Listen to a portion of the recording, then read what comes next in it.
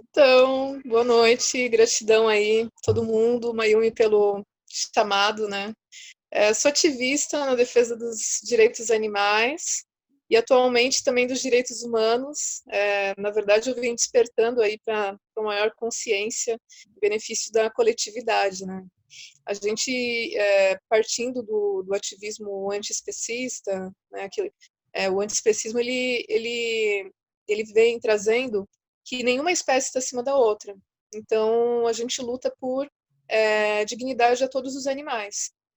Então, a luta antiespecista, partindo principalmente a partir de pessoas veganas, né, e tal, e que se lançam ao ativismo, elas não têm conhecimento ou não são estimuladas, não têm informações suficientes sobre todas as outras opressões que rolam nesse nosso planeta, né, em relação à espécie humana. Nós, de certo modo, somos um pouco indiferentes quanto à nossa própria espécie, a nossa semelhante, né. Então, a partir daí, ampliando essa atuação, atualmente ativista pelos direitos animais humanos e ambientais, com Nação Vegana Brasil, nasceu com ela, né, o nosso grupo maior e mais forte, com um embarque de bois no Porto de Santos, a gente percebendo como aqueles animais são violados, maltratados e privados de qualquer direito mesmo, em situações péssimas, assim, deploráveis. Aquilo sensibilizou a gente, muitas pessoas, não somente do Brasil e do mundo. Então, nesse contexto, surgiu a Nação Vegana. E a partir daí, de 6 de fevereiro de 2018 até agora, a gente vem fazendo ativismo amplo, nacional e internacional. Daí surgiram outros coletivos, outras frentes de atuação, porque a gente veio percebendo que o ativismo não pode permanecer somente numa frente. A gente tem que se conectar com outras lutas de justiça social. Então, aí a gente se conecta com indígenas, com o movimento negro, com mulheres, com LGBTs. A gente mantém nosso foco nos animais, no meio ambiente, mas a gente amplia, porque a gente não pode andar sozinha. A gente tem que estar com a nossa luta coerente em relação a outras lutas também. E daí que a gente tem também a Perifa Vegana, coletivo, recente, tem 2 anos também, praticamente 1 ano e meio, e Cataveg, né, que é o mais recente, que a gente vai às ruas, cata o lixo, daí a gente percebe que, poxa, isso aqui é um lixo que há tempos atrás eu poderia ter descartado um resíduo ali e tal, até orgânico, e a gente começa a repensar tudo na nossa vida a partir daí. Então, o nosso ativismo é amplo por essa razão. Oi, desmutou. Incrível, Cass. Eu queria só saber, às vezes uma pergunta um pouco mais pessoal, por que que você se tornou ativista? Por que que você se tornou vegana? De onde é que veio essa consciência, assim, quando é que aconteceu? Então, eu sou de Santa Catarina, de Joinville, né? Então lá a informação não chega com tanta rapidez e não é assim tão é, é, facilmente assimilada como é em São Paulo, nos grandes centros, nas grandes cidades, né? Então lá chegou até mim a informação de que pintinhos eram triturados vivos por meio de uma revista que é Vegetarianos e foi na fila meu teste de condução de moto muito, muito louco, assim. E daí a menina da frente estava lendo, e daí aquilo me chamou atenção, a gente começou a conversar, e aí que veio aquela coisa, né, de alguma coisa diferente tá rolando e eu desconheço. Então eu comecei a pesquisar e nesse momento eu já era protetora na cidade de cão e gato, e daí eu comecei a ficar atenta também a essa questão de vegetarianismo. Então comecei a adaptar os meus hábitos, eu fui vendo que não tinha muita coerência eu cuidar de alguns e me alimentar de outros. E aí eu acho que a maioria das pessoas assim que entram numa transição, né, começam a perceber que a empatia por outros animais ela é necessária, né? E depois quando eu me mudei para São Paulo que eu tive contato mesmo com ativismo pelos animais. Em Joinville não tinha, não sei se já tem, inclusive. Isso há 8 anos atrás.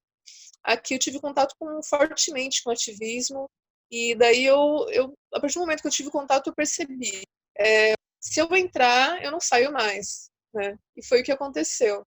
Assim que eu me envolvi, mergulhei nesse universo e hoje é minha vida, o ativismo na defesa dos animais, que são seres que têm voz, mas que a voz deles na nossa sociedade não é ouvida, e são tão poucas representantes atualmente lutando na defesa deles, né? Então, por isso que eu me engajo tanto na luta animalista e ambiental, porque afinal os animais silvestres também, todo o nosso ecossistema está em risco, né? Então, Equarentena aí, o trabalho de vocês é incrível por essa razão também, e a gente se conecta muito forte, né?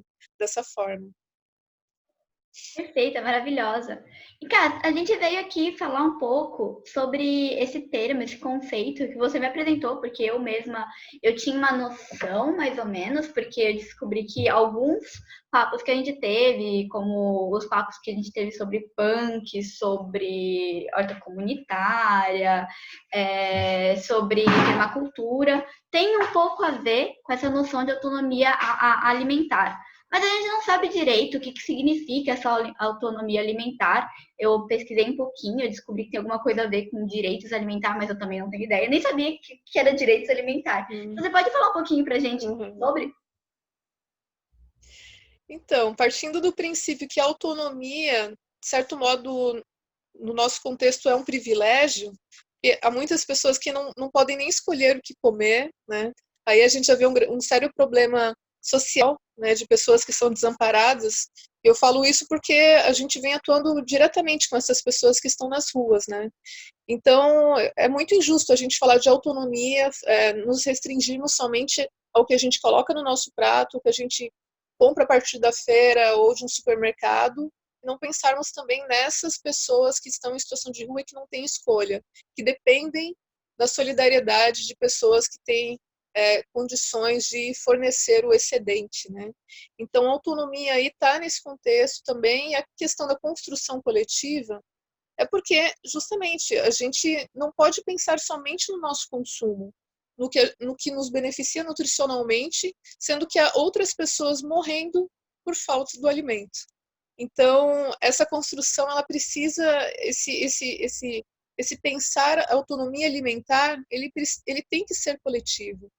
Não pode ser diferente disso, de maneira alguma. E cada vez mais coerente com as demandas que a gente tem, né? As demandas sociais que a gente tem, as violações de direitos que a gente tem atualmente. Né? Inclusive, se alguém quiser comentar algo a respeito, né, sobre isso, já trazer alguma experiência que vive, algum projeto que desenvolve, né, falando sobre isso, será muito bem recebido e a gente incorpora, né, essa conversa. Então, autonomia alimentar, a gente tem autonomia, né, a partir de determinadas classes e tem uma autonomia que precisa chegar, subsidiada por essas classes a pessoas que não têm essa autonomia. Então, ela está muito ligada também à questão de soberania alimentar e de segurança alimentar. Né? A soberania alimentar, falando globalmente, né, a soberania é nós termos acesso a uma alimentação saudável, uma alimentação que nos atenda de maneira a garantir ao que nós precisamos para nos nutrir, mas também respeitando o solo, de forma sustentável, né, com práticas de agricultura sustentável. E daí a gente entra em todo o universo, né, da permacultura, da agroecologia,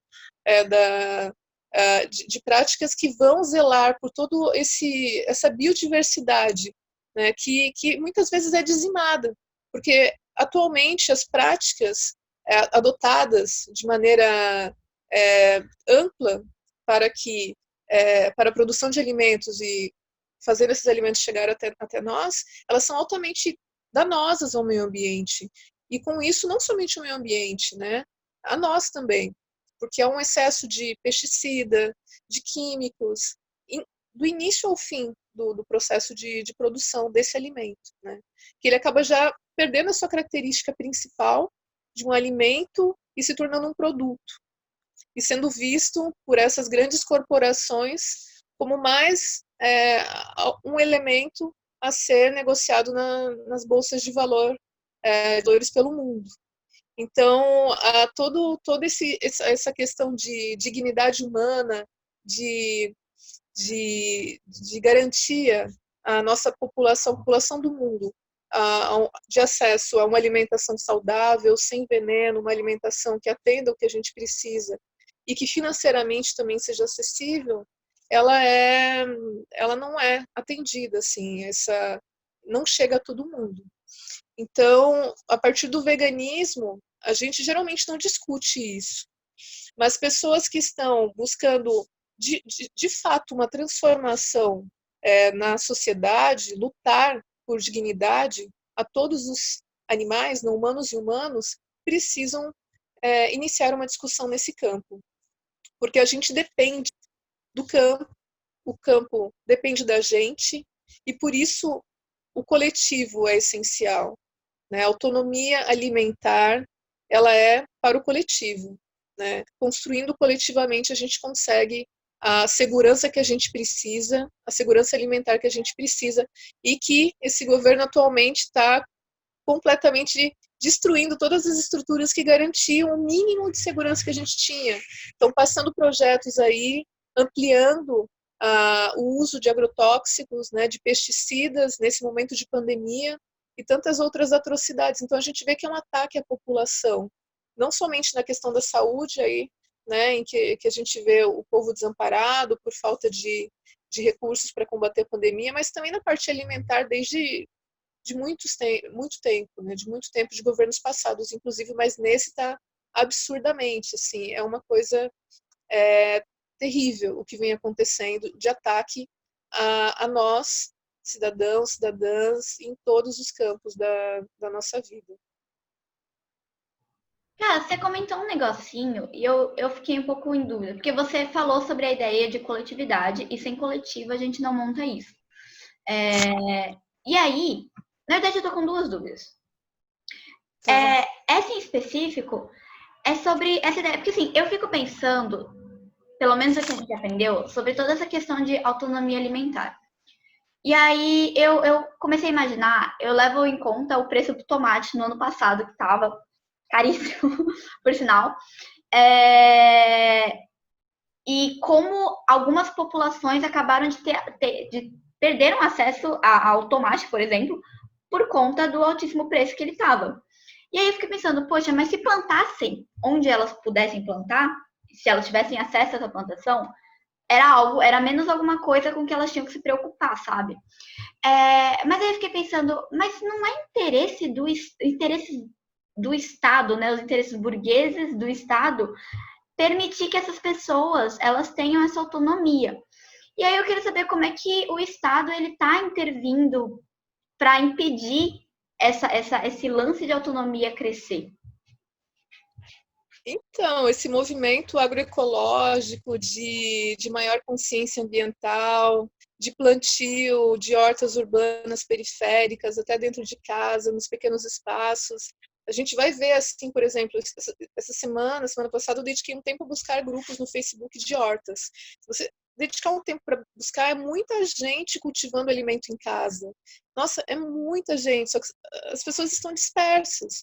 Então, a gente percebe que o movimento é muito forte nesse sentido, só que ainda não há uma orientação e um incentivo amplo, né? O benefício para o governo em boicotar esse tipo de iniciativa e desestimular as pessoas é porque as grandes corporações dominam esse mercado de fornecimento de alimentos. E, geralmente são alimentos prontos, alimentos ultraprocessados, cheios de aditivos. Aí a gente vê o nutricídio, né, que é o ataque à saúde da população a partir do alimento. Então, isso é altamente benéfico, porque eles maximizam os lucros a partir do fornecimento de alimentos extremamente pobres, nutricionalmente falando, né? Então, as empresas recebem subsídios, não somente aqui no Brasil, em outros países, grandes subsídios. Então, eles usam a justificativa de que, a partir da mecanização, de tecnologias, de mais tecnologia, de mais aperfeiçoamento, de mutações em sementes, eles vão garantir o atendimento atender a população mundialmente com alimentação. Só que isso é uma grande inverdade. A gente vê que ainda há o número é absurdo de pessoas que passam fome no mundo. São muitas pessoas que ainda conseguem ter a alimentação certinho ali, alimentações principais ao longo do seu dia, mas tem muitas que ainda não têm. Dados recentes, né, eu acho que de 2012, eu fiz uma busca assim, bem aprofundada, de 2012 era 1 bilhão de pessoas passando fome no mundo. Agora, em 2016, o último dado que eu encontrei, eram ali 850 milhões de pessoas passando fome, é muita gente. É muita gente. Então, assim, a gente percebe que essas corporações não estão a serviço de atender a população a partir de prover alimento a elas, e sim de se beneficiar cada vez mais, né, com esse monopólio, né, do alimento. Tem um site que eu tenho aberto aqui que é Doce Limão, né? O Doce Limão, ele fala da questão do nutricídio planejado. E daí tem um gráfico, não sei se vocês já viram, Nestlé, Coca-Cola, Maersk, Kraft, e que eles têm vinculados, essas grandes corporações têm vinculadas a elas, outras pequenas empresas. Então, essas são as 10 maiores empresas que controlam o consumo de alimentação humana no mundo. Então, se a gente começar a pesquisar, se aprofundar nisso, a gente é extremamente manipulado no que a gente consome. Então, a partir do momento que a gente começa a repensar, a gente começa a perceber e quebrar aquela barreira de que a gente não pode ter autonomia e perceber que a gente tem autonomia sim, que a gente pode plantar mesmo num potinho, num vasinho, um tomatinho, e depois de um mês a gente vai lá e pode colher o tomate, que é mais ou menos o tempo que ele leva ali de cultivo para a gente conseguir colher um tomate cereja, por exemplo, a gente vai começar a perceber que a vida ela pode ser incentivada em qualquer espaço.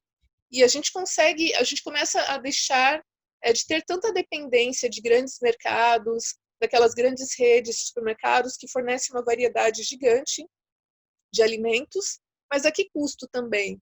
Aí tem muito trabalho escravo, tem a degradação ambiental, não é uma produção sustentável, né, adotando técnicas que vão respeitar o solo e respeitar também as populações que vivem naquela localidade. A gente vê atualmente grandes porções de terra latifúndios empurrando cada vez mais, latifundiários empurrando cada vez mais populações tradicionais de seus territórios para fora dali. Então há uma grande acumulação de pessoas nos centros urbanos, pessoas que que são marginalizadas. Né? Nisso entra também a população indígena, que são grandes agricultores, agricultoras, né, que cultivam o seu alimento e que estão em ameaça também. Desculpa, eu tô engatei aqui, estou falando, né? Mas se alguém quiser fazer algum comentário até o momento, né? Pode meter a bronca, Gas, fica à vontade. Pessoal, quem quiser falar também, desmutar o microfone, fica à vontade. Hoje tem assim, suficiente para dar para dar a voz para todo mundo, sabe? Então podem ficar tranquilos.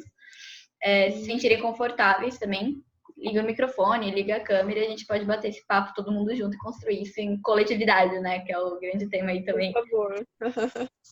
Gas, eu tô... Pode falar. Não, só ia citar um dado bem relevante, assim, para vocês terem uma ideia, né? Por exemplo, um alface, ele consome 3 litros de água, do início ao fim, hidropônico, né? Aquele que é elevado, naqueles caninhos e tal, que não é plantado direto no solo. Ele demanda 3 litros de água durante a sua vida, né? Do plantio até a colheita. Agora, se a gente comparar claro que, assim, evidentemente, né, um alface para brócolis para nós, pessoas vegetarianas estritas, pessoas veganas, tem um maior valor nutricional, né? O brócolis leva ali de 60 a 90 dias, né? Então tem uma questão aí de agricultura e tal. Mas só fazendo um comparativo do consumo de água e do impacto ambiental do alimento vegetal para o animal que é confinado e abatido para fins de consumo, né? Que não é alimento, a nossa ótica de ativista não é alimento. É carne, é violência, é sofrimento, né? Então, só que isso a gente acabou desenvolvendo ao longo do tempo. Quando a gente, desde pequenininho, a gente vem sendo alimentado por animais, por práticas exploratórias, a gente não tem essa percepção. Isso é natural, a maioria das pessoas não tem ainda, né? E a gente entende, e por isso que a gente está sempre à disposição de fornecer tudo que as pessoas estejam dispostas a receber de informação para fazer essa transição também coerente com o nosso momento que pede maior consciência ambiental, né?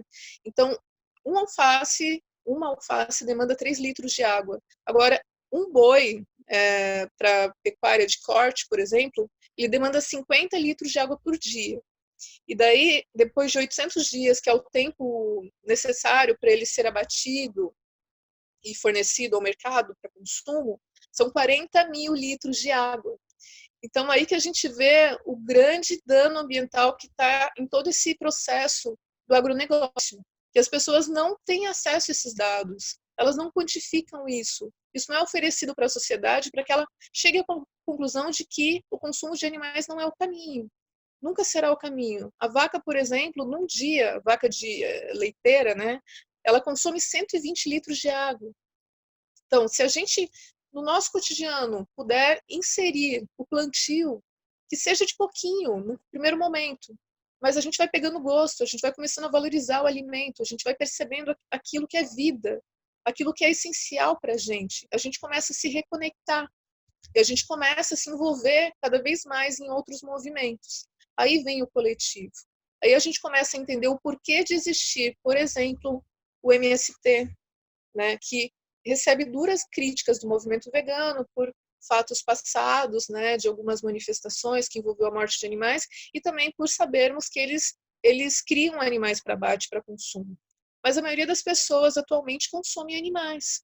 Então não dá para criminalizar um movimento e apontá-lo como, né, o grande vilão, sendo que as grandes corporações do mundo, né, criam animais assim de maneira completamente violando os seus direitos, a sua dignidade, as práticas mais violentas, e a gente não chega a eles, a gente não aponta a nossa crítica para essas corporações.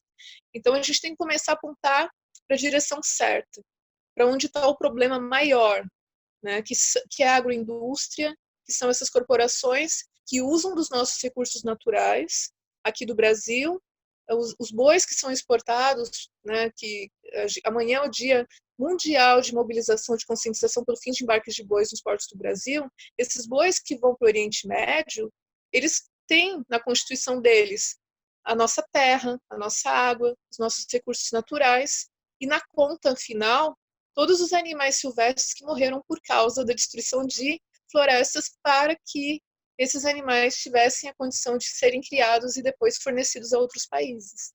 Então, olha só o tamanho do nosso problema, né? Cara, eu nunca tinha parado para pensar nisso. Essa sacada da Constituição e que não volta pra gente realmente. Quando a gente exporta, a gente não exporta só o animal, a gente exporta uma parte do Brasil. Isso é. Sim, Caraca. sim, sim. Cas, eu tinha mais uma dúvida, mas é uma dúvida bem superficial mesmo, mas eu vou passar um pouquinho pro pessoal que perguntou no chat e depois para você, PV.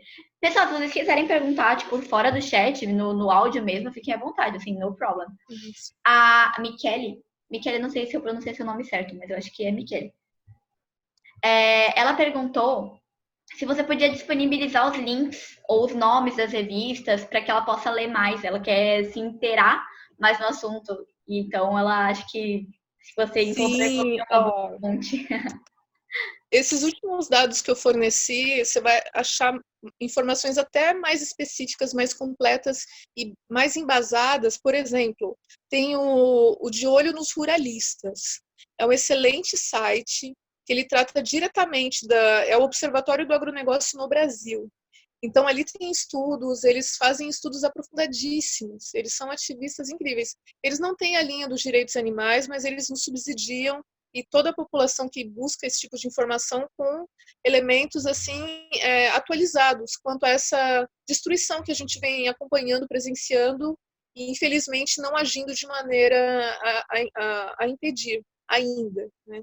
Então tem o De Olho nos Ruralistas, que é o site muito bom, e tem o joio e o trigo. Eles têm uma parceria muito boa também, eles sempre estão atualizando sobre essas questões de soberania alimentar e segurança alimentar. Tem também um outro site, um canal, talvez vocês encontram no Instagram também, no Face, que é a campanha permanente contra os agrotóxicos e pela vida. A Suzana é uma ativista, assim, nossa, incrível. Ela planta, ela incentiva a alimentação orgânica, que ainda não é acessível, é extremamente cara, mas a ideia é nós mostrarmos, falarmos que a alimentação orgânica ela é possível. mas para que a gente consiga ter uma maior oferta e aí sim garantirmos um cuidado do solo a partir, né, dessas práticas que nos trarão alimentos orgânicos, a gente precisa se envolver também. Então, a gente precisa se envolver no combate a esse ataque que está sendo direcionado a nós, população brasileira, do mundo também, né, nos privando de alimentos saudáveis e livres de veneno. Então, a campanha permanente contra os agrotóxicos pela vida faz um ativismo incrível, vale muito a pena seguir. E tem também o site da Conceição Trucon, que é Doce Limão. A Doce Limão, ela tem informações muito interessantes sobre a questão de alimentação consciente. Conceição Trucon, ela é uma referência também nesse meio. Indico esses 4 canais para vocês inicialmente. Eu tô tentando pegar alguns aqui, que eu tô acompanhando, você foi falando, eu tô tentando pegar, assim. Sim.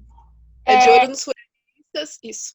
Isso, do De Olho nos Florestas eu até consigo colocar no chat, aí os outros não, mas eu depois, em todo caso, eu faço um compilado depois da gravação e mando lá no grupo, pessoal. Aí vocês ficam inteirados. A Francisca, ela mandou um textão para uma pergunta aqui, calma aí que eu vou ler. Sempre que eu penso em autonomia alimentar, eu penso em plantar sua própria horta ou consumir orgânicos, mas eu estava lendo um livro e o autor mostrou uns dados que fala que se tirar o agrotóxico, muita gente vai morrer de fome, porque não tem como sustentar todo mundo com a comida orgânica. Você acha que algum dia a gente consegue fazer a transição? Por que o interesse das empresas e de quem está comandando os países não existe? Então, é aquilo que eu trouxe no começo, né? É um grande interesse das corporações nos induzir ao entendimento de que nós não temos capacidade de cultivar o nosso próprio alimento, porque a gente se mantém dependente desse grande plano, né, de extermínio, que é um grande plano de extermínio.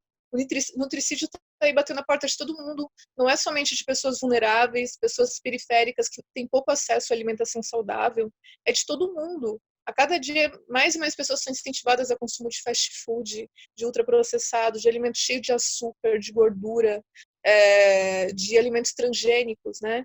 Então, o alimento orgânico, ele não é tão incentivado por isso. Para o governo, dependendo de quem está à frente do governo, é muito mais benéfico incentivar e subsidiar essas empresas do que garantir para a população alimentação saudável e livre de veneno. Mas é perfeitamente viável e possível. A gente está vendo agora durante no Brasil, quem é que está fazendo a distribuição de cestas agroecológicas, de alimentos livres de veneno, orgânicos, incríveis? É o pessoal do MST, é o pessoal de assentamento, é o pessoal que está ali direto em contato com a terra, zelando pela terra. Né? A gente, pela periferia vegana, recebeu, inclusive, alimentos orgânicos. Então, é por isso que a coletividade, o pensamento de coletividade, de unidade é tão importante. Porque aí a gente percebe que quando a gente se une, a gente consegue avançar em certas iniciativas e aí a gente torna possível. É possível, mas exige engajamento. Sem engajamento, a gente não consegue. O PV queria falar também. PV, quer desmutar o microfone? Não sei se ele travou. Não, ele tá vivo. Oi. Eu ia comentar que um amigo meu, ele é vegetariano e ele usa um aplicativo muito legal. Eu vou pegar o nome com ele e mandar no grupo depois.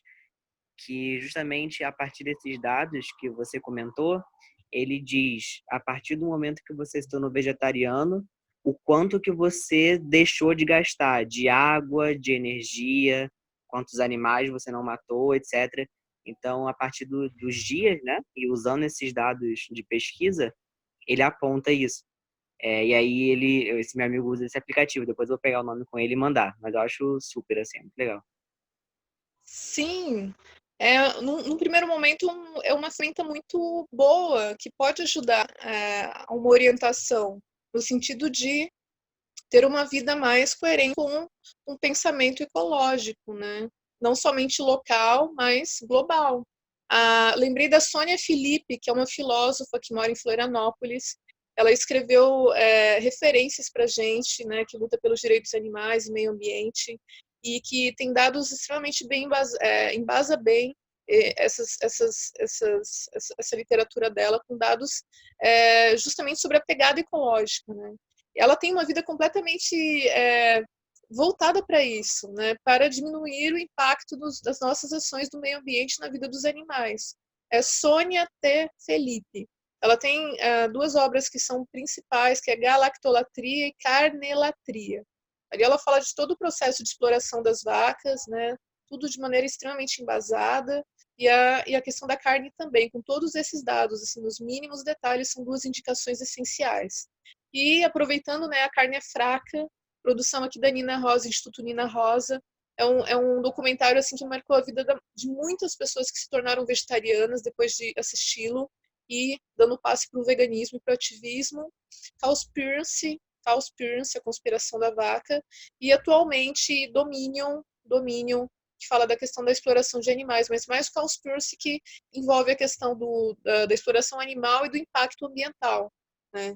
Então, a gente sempre indica documentários, livros e sites, porque isso nos alimenta de informações, somos diariamente questionadas e também consultadas, né?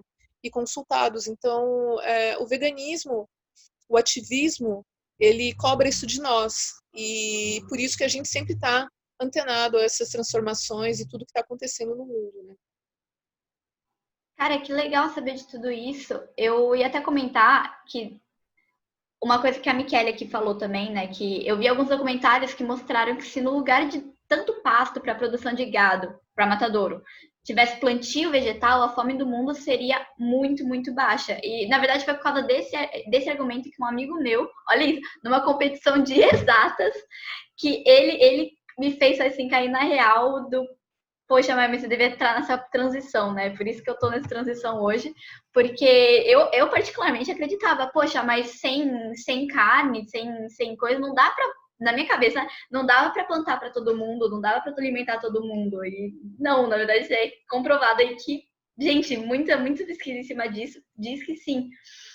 Então eu fiquei bem surpresa em saber disso e descobri assim que a gente é muito privado desse tipo de informação, né? Sim, completamente. A nossa sociedade é constituída, a estrutura dela, na exploração animal e humana, né? O movimento negro veio aí recentemente falando disso o tempo todo, cobrando uma reparação histórica. Os privilégios que a gente tem hoje, que a maioria das pessoas tem hoje, é devido a um período de colonização pesado, de exploração pesada, indígenas, né, que são os indivíduos desse país é indígena, a nação é indígena. E quantos indígenas já não foram mortos e continuam sendo mortos por causa disso? Então, se a gente começar a pensar, né, o que a gente é de fato nessa sociedade, o que nos sustenta, o que implica tudo isso, a gente vai ficar horrorizado. É como se a gente estivesse num filme. Não sei se vocês já assistiram aquele filme com o Jim Carrey, em que ele parece que está assim, num filme e ele está sendo observado o tempo todo. Ai, como que é o nome? Eu não lembro agora, mas assim, é como se fosse um Big Brother, sabe? Você tá assim, é como se fosse um ratinho de laboratório e tal. Depois, quando você. É como Matrix, por isso que a gente sempre associa com Matrix.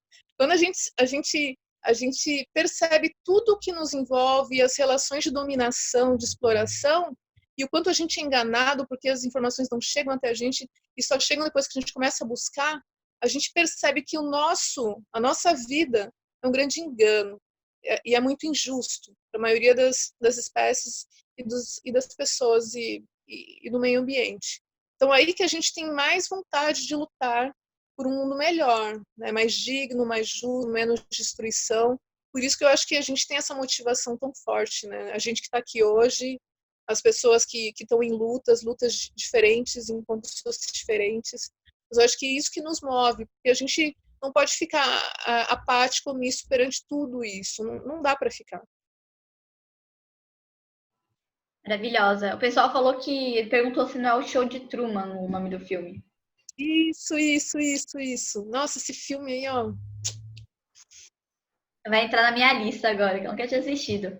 Ô, Cas, eu queria te fazer eu ia te fazer uma pergunta muito boba, mas vou deixar pelo final, já que ela é muito boba. Sobre uma questão, eu estava lendo um pouco sobre a questão de agrodiversidade e como isso tinha muito a ver com a questão de autonomia alimentar. Você pode explicar um pouquinho para a gente sobre? Então, a gente sabe que o plantio atualmente, a partir da agricultura familiar, ele não consegue ser tão diverso, né? Então, aí que as iniciativas agroecológicas, né, todos os alimentos provenientes da agroecologia, né, da agricultura familiar, acabam não tendo condições de competir com toda essa oferta propiciada por grandes empresas que têm um sistema completamente antiético e destrutivo, né? Então, deixa eu só repetir a pergunta, que eu comecei a falar aqui. Sobre a relação entre agrodiversidade e autonomia alimentar. Isso é a Isso, coisa que eu li, assim, sabe? Bem por cima mesmo. sim. Então, a questão da diversidade, né?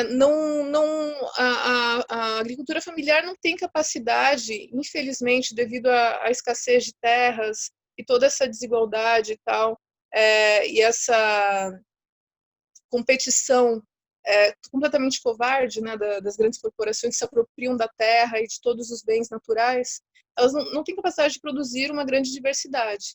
E aí que isso afeta a, a subsistência dessas famílias e a subsistência e também o fornecimento desses alimentos agroecológicos a nós que estamos aqui, né? Então essa diversidade ela não é atingida a partir de alimentos saudáveis, né? Então por isso que a autonomia é tão importante. A partir da autonomia alimentar a gente consegue, né? A partir de recursos, a partir de uma pesquisa também, a gente ter plantar um tomatinho aqui, plantar uma verdurinha aqui num potinho, mesmo eu moro numa kitnet, mas perfeitamente é possível, colocar num vasinho ali, a gente consegue complementar aquilo que a agricultura familiar não tem por questões óbvias, né, de subsidiar, né? E daí a gente consegue trabalhar coletivamente, colaborativamente, porque muito mais consumir de iniciativas familiares, de agricultura familiar, do que de grandes corporações que a gente sabe que não tem ética nenhuma. Então, essa diversidade, a partir de práticas de agricultura sustentáveis, ela, infelizmente, não é atingida por essas razões, né?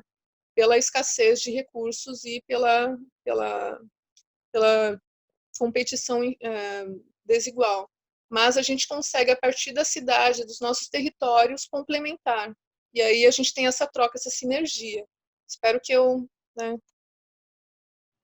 Ô, Cass, eu tava pensando na questão das dificuldades para a gente, pelo menos a partir da nossa casa, que é algo que talvez a gente consiga fazer, trabalhar essa autonomia alimentar. Mas se eu pego um tomate do mercado, tiro as sementes dele e tento plantar, não vai dar nada, né? Porque são essas coisas que vêm dos grandes mercados são sementes híbridas, né? E sementes híbridas não são produtos transgênicos que são feitos, programados para não se reproduzir. E aí eu queria te perguntar, onde é que a gente acha, então, vou dizer, como não se desestimular, assim, com essa questão? Porque, às vezes, até para você conseguir ir atrás dessas sementes, dessas coisas, a gente não consegue fazer essas trocas como é no interior, por exemplo. Eu falo isso porque a minha avó tem mortinha dela lá e, ó, melhores couves que eu já comi, de longe. E lá se tem esse costume de trocar. Eu não tenho uma semente de tomate, você que tem, você me dá e eu te dou as minhas sementes de couve. Tem essa troca, tem essa coletividade mesmo. Só que aqui nessas cidades grandes, a gente não tem isso, a gente não tem acesso a isso, a gente acaba se desestimulando. E aí eu queria saber, assim, as dicas que você tem pra gente não se desestimular e onde é que a gente encontra, pelo menos aqui na minha cidade, Santos. Né? Você conhece Santos, é um cubículo muito pequenininho, assim, uma cidade que é vertical, não é uma cidade horizontal. E aí a galera reclama de espaço, reclama de cuidado, que não sei o que, de ser aquilo. Aí eu fico sentindo que é muito difícil não se desestimular. E aí o que você falaria para as pessoas, assim, que nem eu, às vezes? Então, aí vocês têm feira livre, vocês têm alimento orgânico, compra direto do produtor? A gente, pelo menos aqui em Santos, eu descobri esse ano, só esse ano que eu fui descobrir que existe uma feira que acho que ela é antes, né, acontecia com mais frequência, acho que ela é mensal, não lembro. E aí a galera tem essa troca assim de produtos orgânicos somente do pequeno agricultor. Inclusive, eu nunca me perguntei de onde é que vem esse pequeno agricultor, porque eu fico pensando, nossa, a pessoa tem que ir lá do interior de São Paulo, será para plantar? De onde é que ela consegue essas terras, sabe? Então, a gente não se pergunta, não se questiona, né? A gente vai pela praticidade e a maioria das pessoas faz isso, né? Ainda. Mas eu te perguntei isso por quê? Porque com a troca de informações, a gente vai percebendo que o acesso a sementes ainda não transgênicas, sementes chamadas crioulas, ela é possível. E daí, a partir desses produtores de famílias de agricultura familiar, né, de pessoas que têm uma agricultura familiar, a gente consegue obter esses alimentos, né, não modificados geneticamente.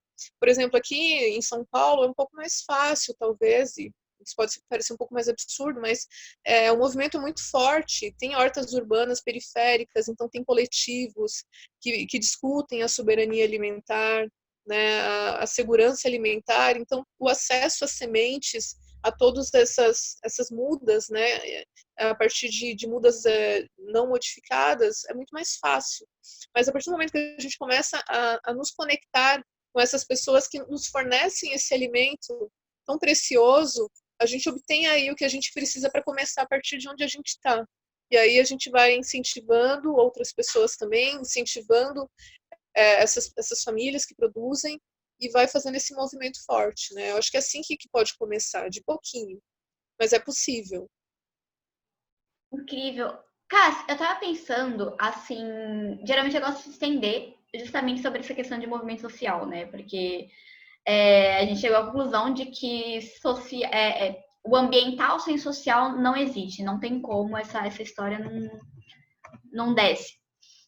Então, acho que às vezes eu fico pensando aquele movimento, não sei se ainda existe esse movimento, mas que virou ecofascista, né? Que é a galera que acha que para você preservar o meio ambiente, o mundo, você tem que eliminar todos os humanos e é isso aí.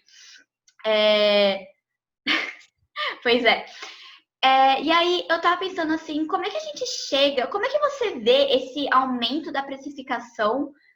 E eu me pergunto muito se isso é por causa da forma como ela é do custo, né, que o produtor leva para conseguir criar alimentos orgânicos, que ele tem que, como é livre de agrotóxico, livre de transgênicos, a luta para conseguir plantar e cultivar é maior. E aí eu fico me perguntando se o aumento do preço é por causa disso ou é porque aparentemente a gente vê uma moda crescente da classe média aderente ao movimento vegano, ao movimento de produtos orgânicos, menos por uma questão de conscientização ambiental e mais por uma questão de estética, né, desse padrão aí que é imposto na gente. E aí eu queria saber como é que as populações periféricas, de classes mais baixas, conseguem são prejudicadas por causa disso. Então, são essas duas perguntas aí embutidas uma na outra. Então, as pessoas de classe alta, média, elas podem pagar por uma alimentação saudável, no caso orgânicos, né, sem pesticida, sem veneno, sem, né, alimentação livre dessas coisas.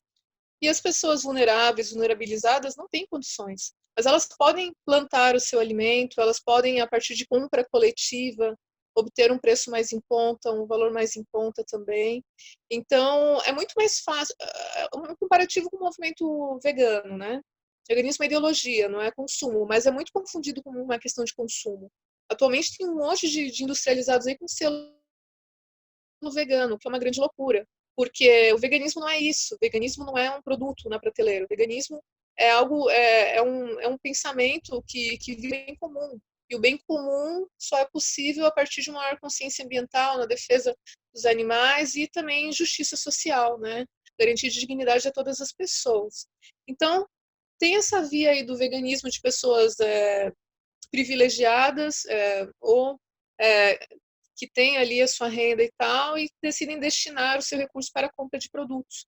E sendo que elas poderiam, se elas estivessem em condição mais vulnerável, ir por outros caminhos. Então é muito mais fácil para elas, muito mais prático. né? Elas vão por esse caminho, elas escolhem isso. Porque elas estão naquela de, não, meu dinheiro pode pagar isso. Então vou por esse caminho, eu não preciso me envolver em coletivos, em movimentos, eu não preciso ter uma preocupação, uma responsabilidade ambiental, porque, sei lá, minha vida já é tão complicada, né? E isso não é um problema meu. E a maioria das pessoas que pensa assim atualmente, as pessoas, né, privilegiadas. E a gente já não, a gente que é ativista, a gente já tem um ativismo político, né? Comer é um ato político, a gente já tem uma outra vertente, assim, de ação. A gente já vai lá, a gente incentiva, a gente, se possível, coloca a mão na terra, né? A gente dá o exemplo, a gente engaja. Então, nesse sentido, é diferente por essa razão. É possível para todo mundo, só que algumas pessoas escolhem um caminho e outras outro caminho, né? E até citar o evento da Vandana Shiva, que é uma ativista que luta pela diversidade de alimentação saudável, né, de sementes. Ela tem uma ONG chamada Navdanya e fica na Índia há 30 anos. Ela é uma referência mundial na luta por alimentação saudável e combatendo pesadamente assim o agronegócio, né, essas corporações que se aproveitam de subsídios governamentais, até a OMC, a Organização Mundial do Comércio, ela cita muito, né, que privilegia essas corporações em detrimento da morte de pessoas que poderiam ter acesso à alimentação, mas que essas corporações acabam centralizando essas 10 empresas do mundo a produção de alimento e daí tornando inacessível. Então é morte mesmo de gente por fome, por essa razão, o lucro acima da vida. Infelizmente, a gente vive essa realidade ainda. Perfeito, Cass. Eu ia te fazer mais uma pergunta. É um pouco relacionada à Revolução Verde. Faltam 7 minutinhos, não sei como é que você está de tempo, 7, 10 minutinhos para a gente ficar. E aí a gente tem aquele histórico Nossa, tem uma pergunta grande aqui, calma aí que eu vou ler daqui a pouco também. Tá. Entre essa relação de a Revolução Verde e que todos os problemas do ser humano estavam resolvidos porque agora a fome ia acabar. Só que ela não acabou, a gente ainda vê gente morrendo de fome. E aí, a dúvida que eu tenho é como é que a gente teria acesso, por exemplo, a resolver os grandes problemas de regiões áridas, por exemplo, onde a plantação nem sempre é tão viável. E óbvio que pecuária também não é tão viável, porque sem água não tem vida, e isso vale para tanto vegetal quanto animal. Mas aí eu fico me perguntando, porque e lá vai eu com o meu pensamento esquisito implantado de novo, mas vamos lá. É uma dúvida que eu tenho. E que a Revolução Verde ela teria chegado aí com toda essa questão, a inserção de agrotóxicos, principalmente de movimento transgênico. E aí ela teria dado essa possibilidade para o ser humano continuar se reproduzindo até pelo menos dar um certo limite. E aí eu consegui ler um artigo uma vez sobre o cara, ele ganhou um Nobel, não lembro agora qual é o nome dele, mas foi o cara que idealizou a Revolução Verde. E ele falou, tá, gente, isso aqui é solução para um certo período. Se o planeta continuar, a população humana continuar crescendo na velocidade que ela está crescendo, nem mesmo a Revolução Verde vai ser capaz de brecar, né, essa confusão que virá por causa da fome. E aí a minha pergunta, voltando pro ponto, era justamente sobre isso. Como é que a gente levaria o alimento para essas regiões áridas? Por exemplo, o Brasil, a gente tem uma vantagem enorme que nós temos a Amazônia que nos traz esses rios voadores e permite aí que o centro-sul do país não seja uma região árida. Então, permite plantação e permite que a gente cultive. Mas regiões como aquela região subsaariana na África, eles não têm esse privilégio, né? Não sei se dá para chamar de privilégio, porque é algo meio que natural, mas boa pergunta, eu não sei. E eu queria saber, assim, como que a gente resolveria essa questão? Então, a gente tem diferentes territórios com as suas características peculiares dos seus territórios, mas a gente percebe que há questão climática afeta a todos, a todos, a todas. Então, o único caminho mesmo é o maior comprometimento de cada governo, de cada território com o combate, a aceleração, né, é, dessa degradação do meio ambiente. Porque sem isso, a gente está fadado à extinção. Não tem outro caminho. Pode ter uma solução ali pontual, toda uma gestão ali governamental se mobilizar para tecnologicamente fazer chegar o alimento lá àquelas pessoas, mas logo aquela fonte ela vai secar, porque a gente está num ritmo extremamente acelerado de destruição. Então, precisa de um comprometimento governamental, né, quanto a emissões de carbono, quanto a destruição das nossas florestas, da Amazônia, os biomas todos, o Cerrado aí está extremamente ameaçado, Mata Atlântica, sabe? A gente tem as condições favoráveis para a nossa realidade, para plantio, para cultivo, a gente tem tudo que a gente precisa e a gente fornece isso para o mundo, né? Mas logo talvez a gente não tenha, e daí, né? Então, o comprometimento deve ser nesse sentido. Perfeita. Eu vou ler o comentário que a Gabi Marinho fez. Eu descobri que não era uma pergunta, é um comentário grande, mas vamos ler. Ela disse que a relação entre biodiversidade e autonomia está justamente nesse ponto da semente comercial do vegetal, a semente transgênica, não conseguir ser cultivada. Então, o produtor que tem esse tipo de plantio precisa continuar sempre comprando novas sementes para iniciar um novo plantio. Ah, eu não sabia que os produtores compravam. Sim, a maioria. Eles são reféns. Monsanto está aí fazendo isso, né? Então, são reféns disso. Então, aquelas que resistem, a gente deve valorizar. As famílias que cultivam alimentos sem veneno, né, sem agrotóxico, sementes não transgênicas, por isso é tão importante a gente valorizar. Porque é extremamente covarde o que eles fazem com os produtores rurais, né, com as famílias que produzem os alimentos e que lutam ainda por fazer isso pela gente, por eles, para a subsistência deles, mas pela gente também. Então, o nosso movimento tem que ser da cidade para o campo. E daí o campo reverte para a gente vai. É por isso a coletividade, por isso é tão importante a gente valorizar o alimento que chega até a gente, que ainda é possível sem veneno e saudável. Aí é um preço não tão acessível, mas se a gente começar a falar mais sobre isso, a movimentar mais essa possibilidade, a gente vai ter mais engajamento e a gente vai ter mais força também para combater o que vem acontecendo. Incrível. Ela também complementou, acho que tocando justamente o que você acabou de falar. Enquanto uma plantação agroecológica sem veneno e biodiversa gera vegetais férteis adaptados ao ambiente de cultivo, favorece a circulação de nutrientes no solo, o que ajuda outras espécies plantadas na mesma área, em consórcio, tem uma produtividade ainda maior e permite que o agricultor continue sua plantação a partir do que produziu, sem ter que continuar comprando sementes de uma empresa e sendo obrigado a ter um tipo específico de cultivo. Foi bem o que você falou mesmo. Calma aí, pessoal. Gente, calma, vocês estão mandando mensagem, eu tô, perdida. Calma, vamos respirar aqui. Legal. Paulo enviou os links aí. Valeu, Paulo. Gratidão. Perfeito. Alguém falou de comer joaninha, gente. De onde é que vocês acharam isso?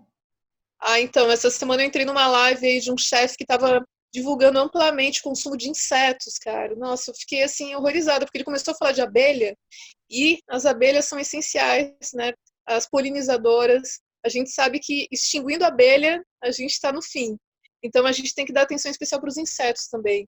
Com o plantio a partir do método sintrópico, a gente tem ali a garantia também de toda a fauna local que se beneficia daquele ambiente. A sintropia ela permite o plantio de várias espécies. Então, a gente tem conhecimento dessa tecnologia sustentável, né, que garante a vida, que não viola o solo do modo que a agricultura tradicional, mecanizada e nada ética viola. Perfeito. Tá, pessoal. As joaninhas era outra história, era de que elas comem cochonilhas. Eu não sei o que são cochonilhas, gente, desculpa. Então, cochonilha é um bichinho pequenininho que a indústria usa para dar coloração a alguns alimentos, alguns produtos industrializados. sabe? Isso é muito cruel. É inacreditável, assim, mas acontece. É vermelhinho, eles esmagam e eles usam na indústria muito, muito mesmo. Eu comecei a usar isso pra. Eu não sabia que o nome era cochonilha, mas eu falava que quando eu descobri que eram insetos que davam aquela coloração vermelha da bolacha de morango, eu já odeio bolacha de morango já. Mas eu comecei a usar isso pra evitar que os amigos meus comprassem, porque eles não gostam de inseto. Falei, ó, você tá comendo inseto. Aí eles nunca mais compraram. Tem seus lados bons, às vezes, não gostar de inseto. Eu ia te perguntar, ô Cass, que me sumiu a pergunta, na verdade. Mas eu vou fazer aquela pergunta boba, então, já que sumiu outra pergunta. Que era sobre. Quando eu fui pesquisar um pouco sobre autonomia alimentar, que você me causou aí essa curiosidade. E aí eu descobri que o Google, ele traz muita, pelo menos o Google, né? A gente usa o Google para pesquisar na velocidade, assim. Ele traz muito essa questão de autonomia alimentar ter a ver com uma vida de uma vida saudável, mas eles focam muito na questão, tipo, você será magra, de dieta não sei o quê, disso e daquilo. E aí eu queria saber por que ele faz isso. Eu não entendi qual que seria a relação. Porque quando eu tava pensando realmente em autonomia alimentar, eu pensava muito na sorte. Eu falava, é isso, não dependemos mais do Estado, não dependemos mais das grandes corporações, se ferrem, aí eu vou comer a minha hortinha, sabe? Eu achava que era isso. Eu não sabia o que tinha a ver com esse padrão. Por que tem essa relação? Se um movimento apropriou-se do outro. Por quê? Na verdade, porque é visto nesse contexto macro, e até mesmo a partir somente do indivíduo, a autonomia. A autonomia é vista somente, por isso que no começo eu falei assim, não é somente do que você escolhe colocar no seu prato ou que você escolhe comprar no supermercado. É algo muito maior do que isso. Esse papo todo é uma grande provocação, na verdade. Porque tudo que a gente encontra, de fato, Mayumi, eu também fiz essa busca exatamente, eu sempre faço isso quando eu vou falar de cada elemento que está no título para ver o que está sendo falado sobre isso. E o que a gente encontra sobre autonomia alimentar é meramente dieta. Né? Você vai escolher comer ali um legume, você vai escolher dar isso para o seu filho, você vai escolher se você pode fazer isso, se a tua família vai deixar você cozinhar. Enfim, é basicamente isso dentro da casa, ali. Mas não fala se a pessoa lá que está sem comida, como que a gente pode fazer alternativas para fazer chegar a comida para ter um sistema de distribuição mais eficiente, de modo a garantir a alimentação para todo mundo, né? Como que essa comida chega até a gente, de onde que ela veio, né? Tudo que está envolvido nesse custo do que a gente comprou, né? Que comida é essa de fato, né? O que ela representa? Então, por isso que a gente fala, comer é um ato político, total, total. Maravilhosa. Eu lembrei a pergunta que eu ia te fazer. Eu não sei como é que tá seu tempo, caso, porque a gente passou um pouquinho, estourou um pouquinho o tempo. Tá tranquilo, tá? Então vamos mandar bala. Eu ia te fazer uma pergunta a respeito dessa. Porque a gente falou dos insetos, e aí eu lembrei de uma coisa que aconteceu assim na minha infância, porque eu vivia assim do lado do terreno baldio e tinha muito inseto, mas muito inseto. Eu convivia assim com joaninha, borboleta, mariposa. Eu nunca tive medo desses animais. E eu pegava gafanhotos na mão, ficava, oh, que bonitinho, os gafanhotos desse tamanho, e falava, que bonitinho com a minha mão de criança. Mão de anã, e aí, enfim, e aí eu sei que eu sentia muita empatia por esses animais, porque eu convivi com eles. Então eu nunca deixaria alguém, um amigo meu, falar, vou matar essa lagartixa. Eu falei, meu amigo, se você fizer isso, eu mato você, sabe? E aí eu fico pensando que essa história da gente não ligar não prezar pela vida desses outros animais que a gente consome, a gente como sociedade. Vem dessa falta de talvez dessa falta de criação de laços que a gente deixa de ter, porque a gente a gente acha horrível, sei lá, culturas comerem cachorro, porque a gente cria eles em casa, eles estão perto a gente cresce, muitas crianças crescem com cachorros em casa, então a gente tem essa cultura de apreciar o cachorro como outro ser vivo, como um ser vivo merece respeito, etc. E aí me vem essa dúvida, como é que a gente traz isso? Porque eu sempre penso que, às vezes, é mais fácil você mudar uma criança, porque ela está num período de desenvolvimento, do que você tentar mudar a estrutura social a partir dos adultos.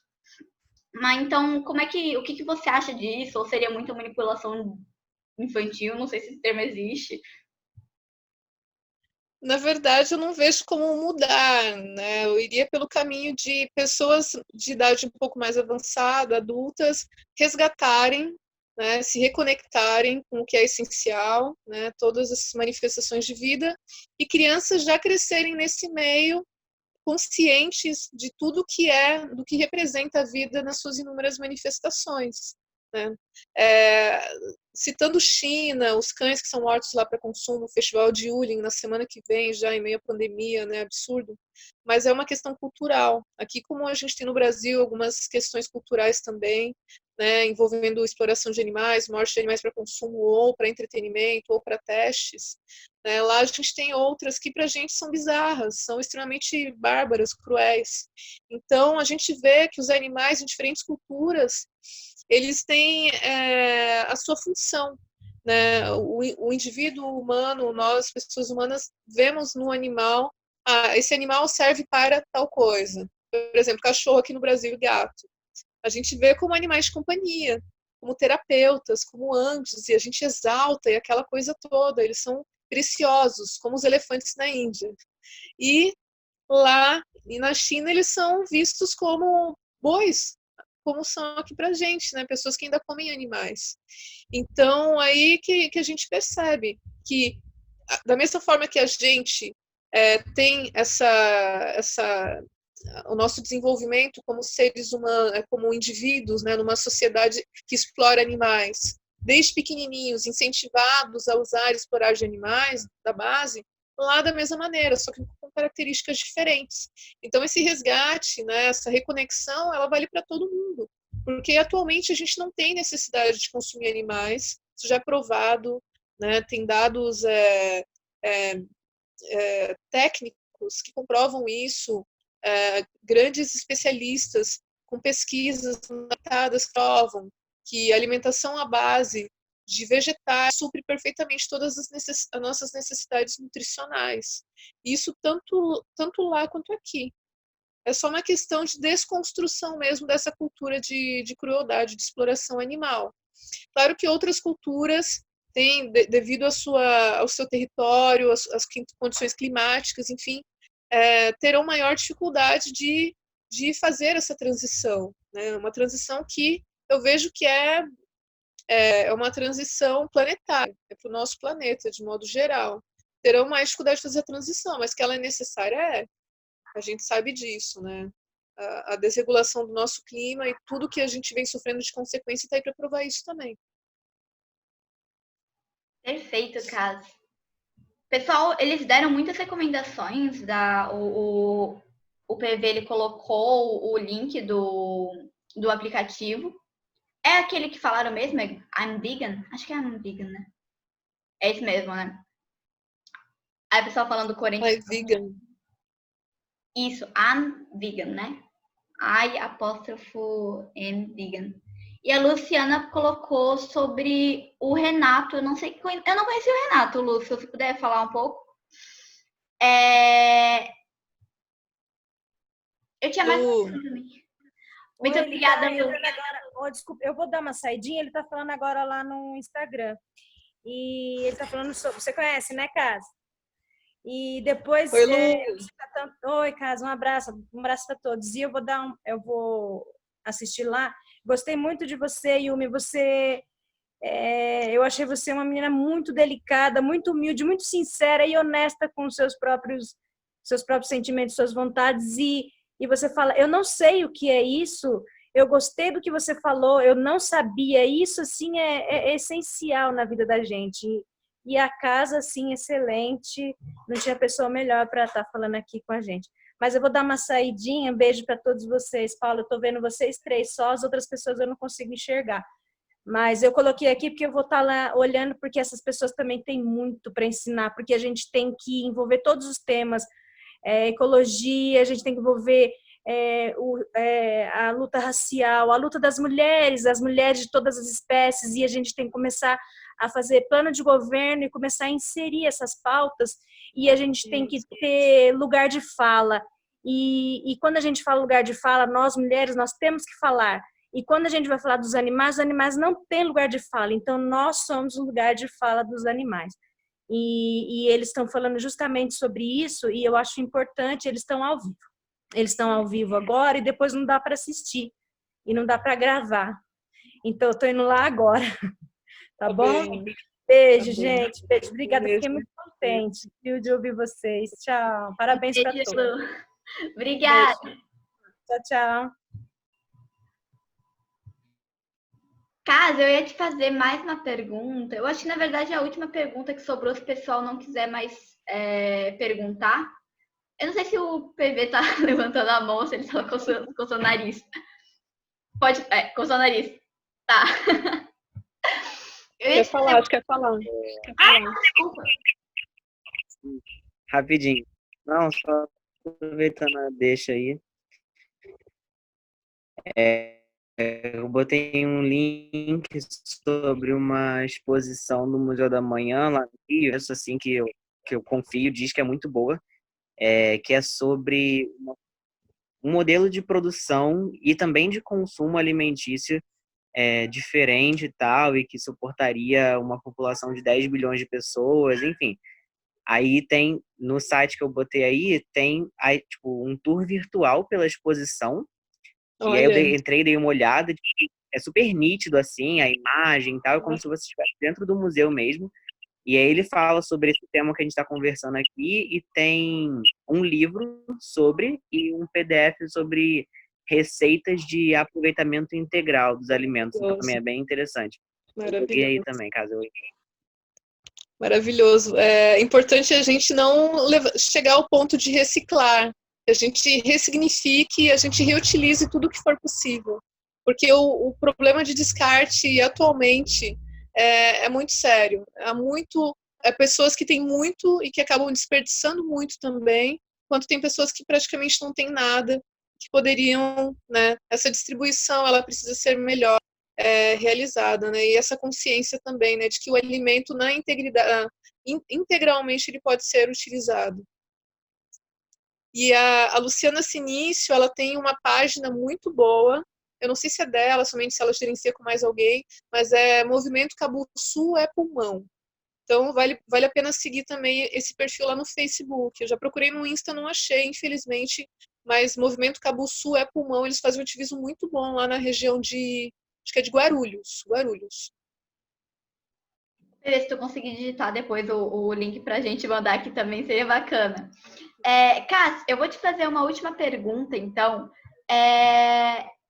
Eu sempre faço essa pergunta em todos os papos, mas é porque eu acho importante a gente saber como a gente pode ajudar a causa, o movimento, de pouquinho em pouquinho que seja, uma ação por dia que seja. Porque eu acho que, como você disse, é uma construção coletiva e às vezes a gente precisa saber como começar, às vezes só o que falta é saber como começar. Então, eu queria te perguntar, como é que a gente poderia começar a ajudar tantos produtores rurais, ou ajudar na causa de ativismo ambiental, ou na causa de ativismo pelos animais, ou às vezes alguém que quer começar, ouviu tudo aquilo que você falou e descobriu que, cara, um hambúrguer gasta quanto? 40 mil litros de água. Cara. Então, um boi, né, durante cada dia da sua existência, gasta 40 mil litros. Não, deixa eu ver aqui, exatamente para não falar besteira. Desculpa. 50 litros por dia e 40 mil litros durante a sua existência. Então, é muita água que poderia ser aplicada ao plantio de vegetais, e vegetais que nos nutrem. Então, sabe, colocar assim, comparativamente, o que é mais benéfico, né, para o meio ambiente? A gente vai continuar alimentando o nosso paladar egoísta, né, agora pegando bem pesado mesmo, né, linguagem ativista. É isso, é questão de lógica, é questão de consciência ambiental e de coletividade. A gente tem que pensar, né, na nossa existência, considerando que não estamos sozinhos nesse planeta, né? Outras pessoas também precisam ter condições de subsistência com dignidade, né? E com acesso à alimentação, que deve ser para todo mundo, e terra também, né? Perfeita. Cass, disse que essa é a última pergunta, mas agora vai ter uma última pergunta, se ninguém quiser perguntar mais nada, gente, fica à vontade. Eu falei que é a última minha, tá? Se é a última de vocês, aí vocês que sabem. Peraí. Pega, tá seca. Eu vou até desligar o ventilador que eu tô. Então, até, eu não sei quem postou aqui no comentário que 1 quilo de carne, 15 mil litros de água, eu não usei esse dado, eu vi que eu acho que é fornecido pela Embrapa, porque eu vi outros dados que diferem, assim, absurdamente dessa informação. Então, por não ter essa informação muito fiel, eu preferi não usar e usei do boi. Mas é basicamente isso, é muita água para um bife ou para produzir, para manter um boi, e 1 quilo de carne, assim, é algo que não vale a pena. O custo ambiental não vale a pena. Perfeito. Caso eu ia te fazer essa última pergunta. Eu sei que é uma pergunta clássica que todo mundo vai fazer para um vegano. E eu sei que você já deve estar muito. Nossa, que de novo essa pergunta. Mas era sobre a vitamina B12. Porque aí eu até então achava que tipo, a gente aprende no ensino médio que vitamina B12 é algo que vem só de origem animal. E aí eu não sei de onde é que eu estava lendo ou quem é que estava acompanhando. Eu não sei se eu confundi B12 com proteína também. Porque na minha cabeça também proteína era tipo. Você só ia conseguir proteína suficiente para o seu corpo se você comesse animais. E aí, depois do tempo, eu descobri que não. Tem, tipo, Ora Pronobis, aí, ó, fonte 10/10 de proteínas. E perdi que eu não pergunta. Mas sobre a B12. E aí, eu recentemente redescobri que a B12 realmente vem só de origem animal. E aí, eu tava pensando, assim, eu sei que a gente conversou com a Ju, do Comida Saudável para Todos, e ela falou, poxa, eu pego a minha vitamina B12 pelo Estado, pelo SUS. Eu não sabia que o SUS fornecia, eu fiquei, tipo, chocada, porque a vitamina B12 é muito cara. Mas ele tá pensando em larga escala, supondo que numa cidade, não sei se é utópico, espero que não seja utópico, todo mundo começasse a falar, tipo, ok, a partir de hoje nós não comeremos mais animais e não consumiremos nada de origem animal e trataremos agora todos os animais com respeito, com valorização dos seus direitos, etc, etc, etc. E o que faria com essa questão da B12, sabe? O Estado seria obrigado, tipo, a implementar, só que o Estado é controlado por classes que não se interessam. E aí, como é que fica, como é que é para vocês, assim, enfrentar esses casos específicos da vitamina B12?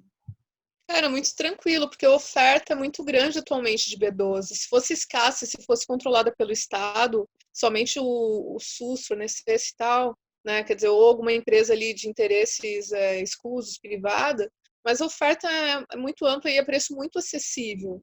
O que a Ju lá do canal, nossa, é de Florianópolis também, eu acho que o vídeo dela é muito, muito bom mesmo, fala do SUS, o tipo de B12 que eles fornecem, se eu não me engano, é a metilcobalamina.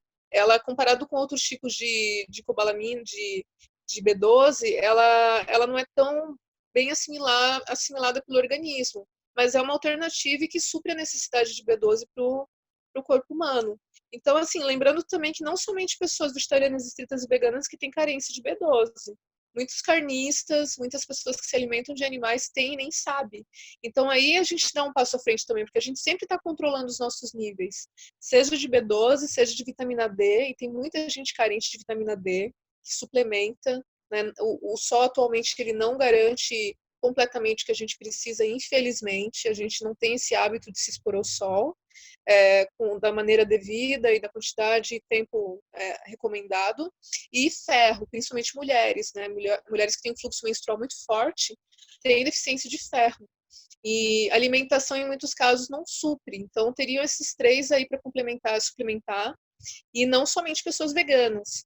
Então, é um detalhe aí que as pessoas precisam se atentar também. Sempre vão trazer a questão da B12, mas a B12, ela cada vez mais, a oferta é aumentada e se torna mais acessível e o preço é bem em conta mesmo. Eu pago bem em conta. Preciso urgentemente mandar uma mensagem para minha mãe e falar e é isso. Cara, fiquei muito feliz mesmo de tudo isso que eu aprendi hoje. Espero que o pessoal tenha aprendido.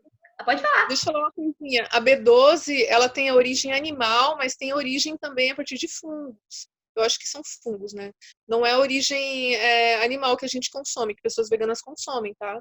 Então, a gente não consome de maneira alimentar nada de origem animal. A gente tem B12 também de outras origens que não animal. Cara, eu não sabia. Indignada. Bactérias, isso, bactérias. Bactérias. Bactéria microbiana, beleza. Muito obrigada, Gabi. Isso. Cara, Cas, foi incrível, foi uma conversa sensacional. Eu fico triste que tenha sido no sábado, porque a sua agenda estava complicada, porque geralmente durante a semana tem mais gente que pode aproveitar. Mas já que você deu autorização para a gente colocar no YouTube, eu espero que o pessoal consiga aproveitar aí todas as informações que você disponibilizou para a gente. E toda essa fala. Ah, a Michele perguntou mais uma coisa. Uma dúvida, o suplemento de B12 pode ser feito sem prescrição médica? Ah, boa pergunta. Ele pode, mas não é recomendado. Por exemplo, teve um período que eu estava severamente com deficiência, já sentindo sintomas, até do meu raciocínio e tal, porque eu estava naquela questão romântica ainda do veganismo e do vegetarianismo, produtos fermentados. E daí eu me deixei levar e esqueci desse controle de suplementar. E daí eu cheguei num nível muito severo. E daí eu corri numa farmácia e falei, você tem como vender para mim? E a pessoa vendeu. Mas não é adequado, porque assim, de maneira urgente eu consegui aquilo. Mas eu já automaticamente corri depois, quando eu pude, para um nutrólogo, me consultei, daí me encaminhou para fazer exames, daí eu vi o quanto que eu estava carente mesmo. Então, assim, é possível obter, mas não é recomendável em nenhum, assim, não espere chegar a esse ponto.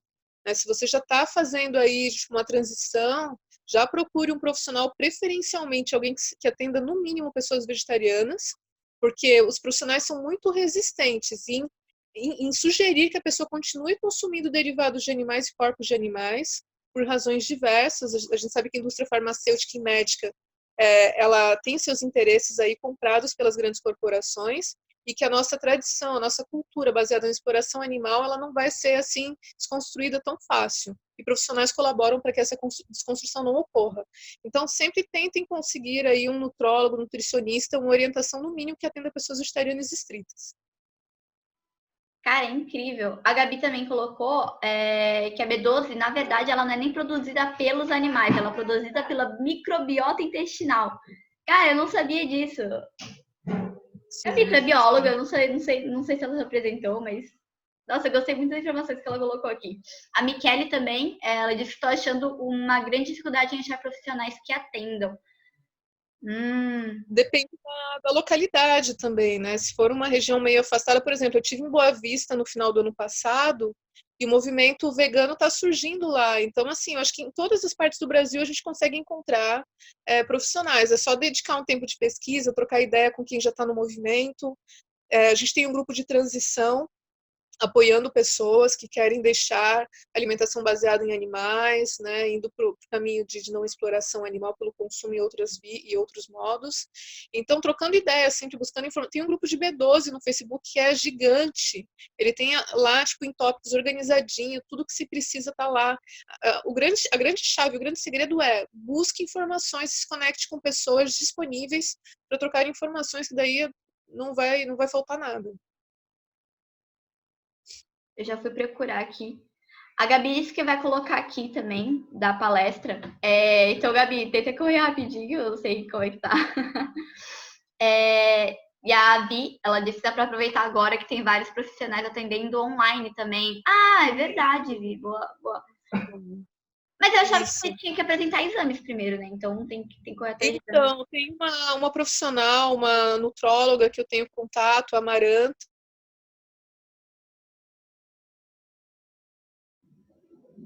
Vixe, a casa congelou.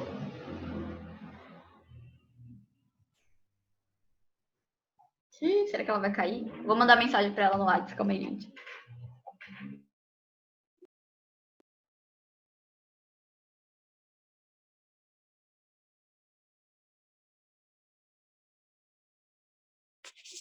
Aproveitar para dizer que eu vou botar os links que a gente está falando aqui lá no grupo. E aí, quem não tiver no grupo quiser entrar, avisa. Eu vou mandar o link de acesso no grupo aqui. Ou se alguém não quiser entrar no grupo também, porque ninguém é obrigado, avisa que manda por WhatsApp, sei lá, ou enfim, vai estar aqui. Gente, aí voltou, Casa. Casa, tá mutada, calma aí.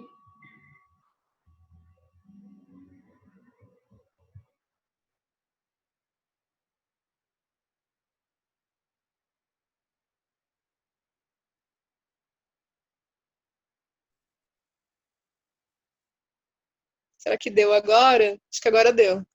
Agora deu. Perfeita.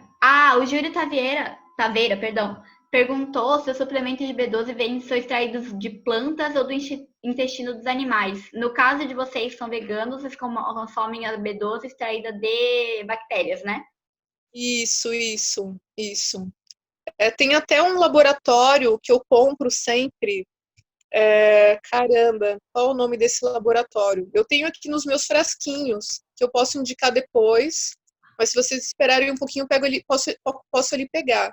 Mas se buscar ali suplemento B12, farmácia de manipulação, vocês vão achar já no comecinho, assim. É uma empresa que trabalha praticamente somente com suplementos para pessoas veganas. Vem com selinho, inclusive, na embalagem de vegano. Cara, que demais. Ai, cara, depois você me passa todas essas informações no WhatsApp ou por aqui mesmo, se eu conseguir. Que aí eu mando pro pessoal. Cássia, eu tinha mais uma dúvida. Olha eu falando que eu tenho mais uma dúvida. Vai surgindo, desculpa. Era sobre questão de vacinação, por exemplo, né? Eu tava assistindo alguns vídeos e eu não sei como é que é para vocês que vivem pelo estilo vegano de vida. Sobre essa questão, porque assim, tem alguns remédios, alguns cosméticos, nem tanto, que é cosmético, dependendo do cosmético, acho tão, sei lá, acho que vocês nem chegam a utilizar, porque por motivo de a gente acaba reconstruindo o senso de beleza depois que a gente acaba entrando nesse mundo e tudo mais. Mas sobre questão de algumas coisas como que são mais essenciais para por exemplo, vacina. E aí as vacinas, elas ainda têm muita necessidade do teste animal. E aí eu queria saber como é que fica a posição de vocês nesse caso. Tipo, é a única exceção, assim? Ou...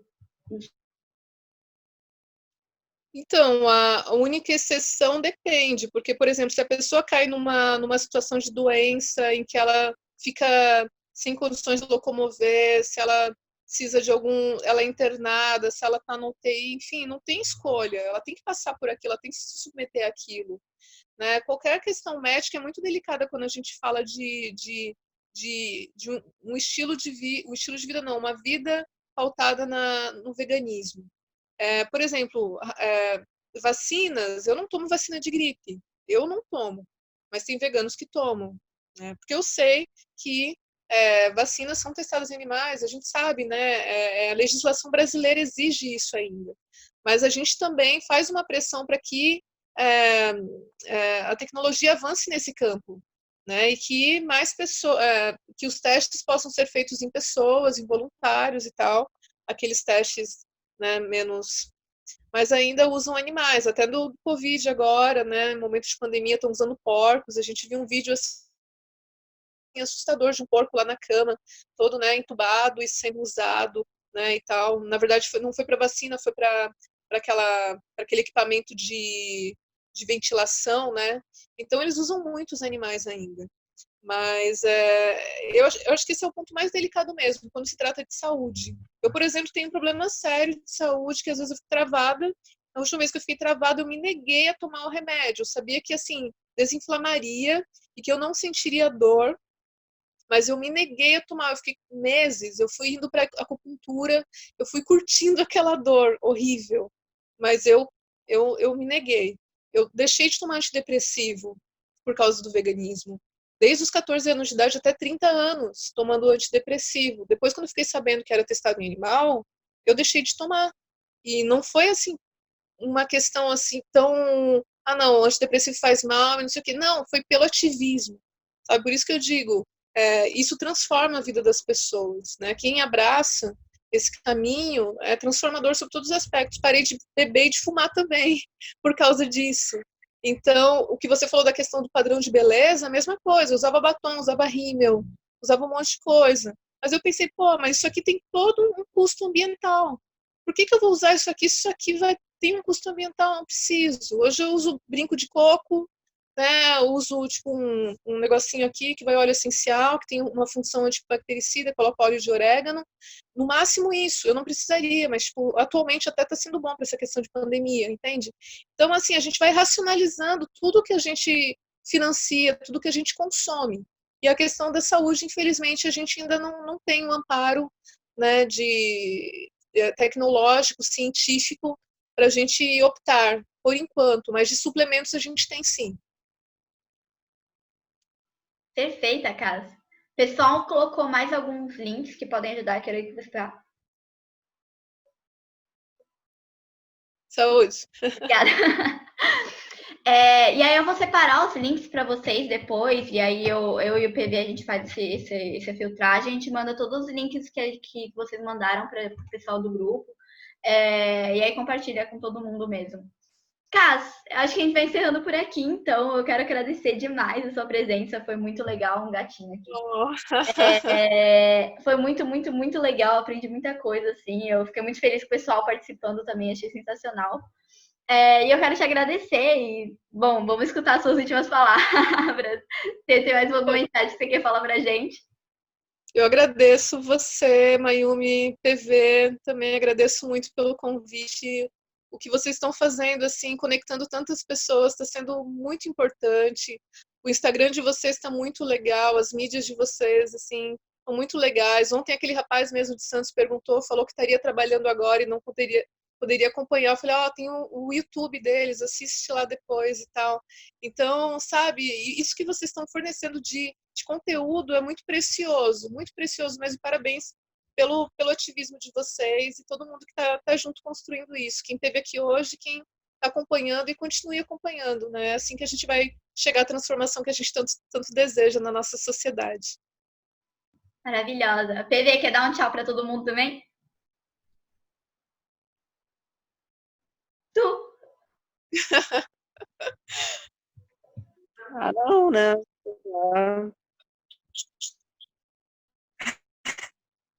Tem muito o que falar, não. Achei muito legal também a participação de todo mundo, a sua vinda. Gostei muito de ver você falando.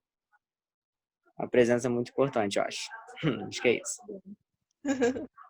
Gente, é isso, foi incrível. A gente falou sobre as abelhas, quero só dar um spoiler para vocês. Os papos da semana que vem estão muito legais também.